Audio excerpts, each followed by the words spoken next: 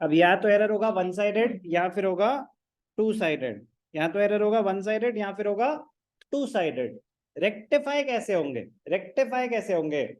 Sir अगर one sided error है तो एंट्री तो पास कैसे होगी? क्योंकि एरर अगर जैसे फॉर एग्जांपल सैलरीज पे करी, salaries to cash 10,000, cash book में एंट्री रिकॉर्ड हो गई, सारी बातें ठीक है।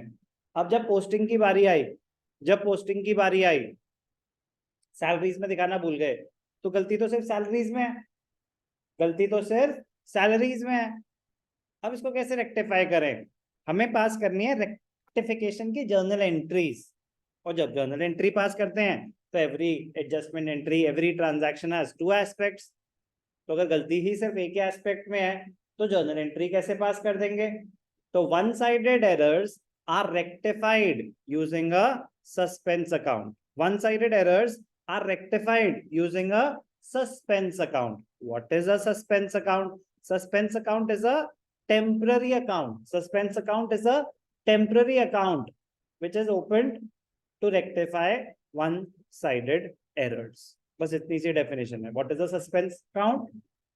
It is a temporary account which has been created to rectify one-sided errors. अब for example आप ट्रायल बैलेंस बना रहे थे, आप क्या बना रहे थे? ट्रायल बैलेंस बना रहे थे, ध्यान से देखना।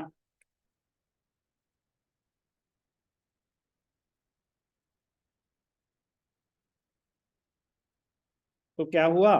At the end of the period आपको पता चला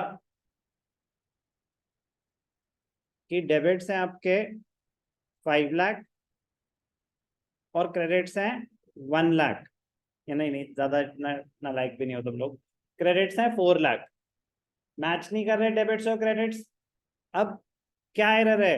ट्रायल बैलेंस को देख के तो नहीं पता चल सकता, ट्रायल बैलेंस को देख के तो नहीं पता चल सकता कि क्या एरर है। कह रहे अभी बीच में तो नहीं छोड़ सकते, अभी तो बुक्स को क्लोज करो, अभी तो बुक्स को क्लोज करो। तो क्या करो?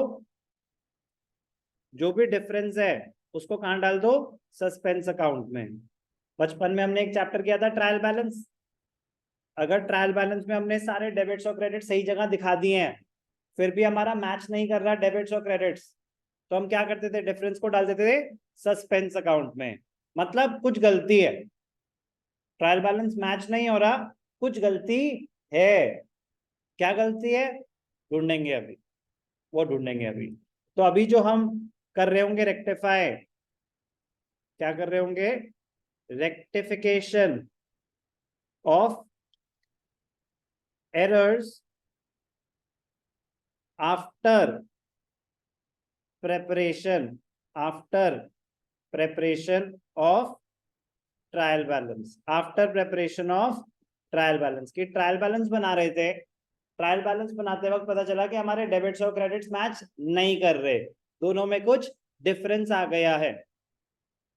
तो फिर क्या हुआ? उस टाइम के लिए तो हमने एक टेम्पररी अकाउंट क्रिएट किया, सस्पेंस अकाउंट, और डिफरेंस डाल दिया उसमें। उसके बाद अब ये जो 1 लाख का डिफरेंस है, अब आपको इसके एरर्स लोकेट करने हैं। आपको क्या करना है? इसके एरर्स लोकेट करने हैं।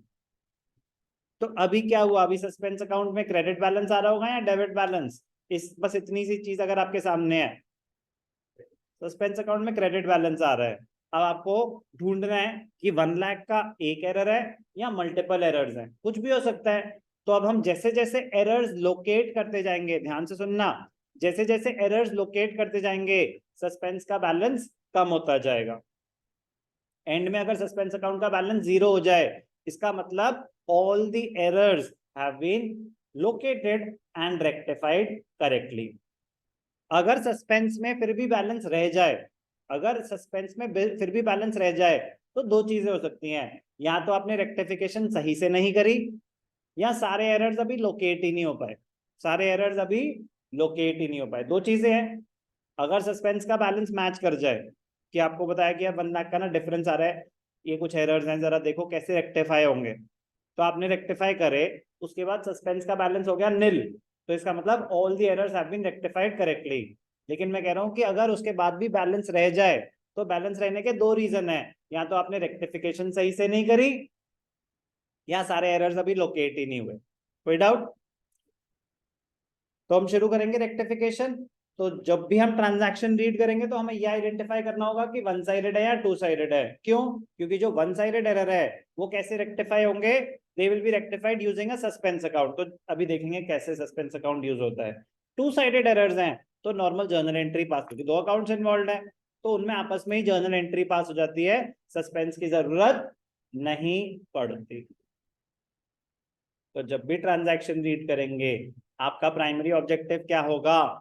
ये आइडेंटिफाई करना कि एरर वन साइडेड है या टू साइडेड है। उसके बाद रेक्टिफिकेशन एंट्री पास होगी।